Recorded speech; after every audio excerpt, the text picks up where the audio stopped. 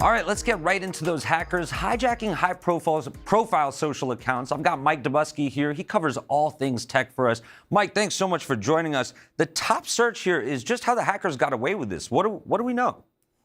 Yes, Ashin. So from what we understand, this hack included a lot of pretty high-profile accounts, including the official account for Sephora, the beauty brand, as well as some top executives at the Space Force. Now, Ashin, hacks like this happen all the time, basically. There are kind of security flaws that these hackers can exploit. But what makes this particular hack interesting is that these particular malicious actors exploited Meta's AI, which the company baked into its customer support recently.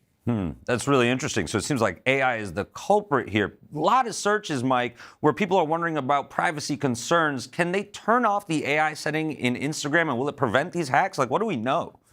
Yeah, so some nuance here. This was a hack that used Meta's own sort of internal systems. It wasn't like people were using AI to hack into Instagram accounts. Rather, they were going to Meta customer support, talking to the AI chatbot that it had there, and basically convincing that chatbot to send them the personal, reset information for these high-profile accounts. And the AI obliged. It basically did that. So from the individual's perspective here, this is kind of concerning, right? Because they don't have any control over what products Meta integrates artificial intelligence into. And that's obviously a big concern when there are kind of these security breaches. Now, I reached out to Meta recently. They have not yet gotten back to me, Ashin, but they have said recently, yesterday as a matter of fact, that they have patched this particular security flaw and they're working to restore ownership of those hacked accounts back to their original owners. Yeah, Mike, just peel back the curtain for me a sec, because you've been in all day reaching out to Meta. Are you just like shooting Zuck a text? Like, how does it actually work reaching out to a place like Meta?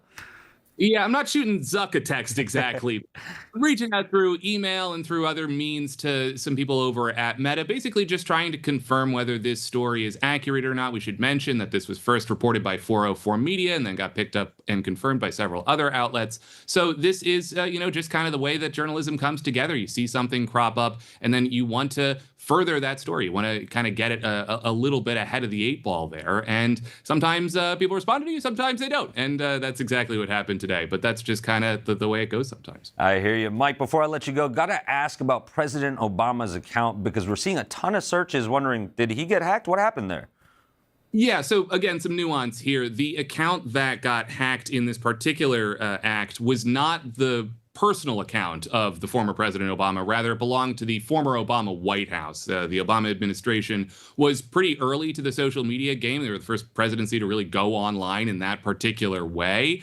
And those accounts, in large part, are still up. One of those accounts was hacked. But again, important to separate that account from the account that belongs to the former president, who's now a private citizen, kind of out there, posting as, he would as a private citizen. So that is, kind of the nuance there. Mike Dobuski, appreciate you, man.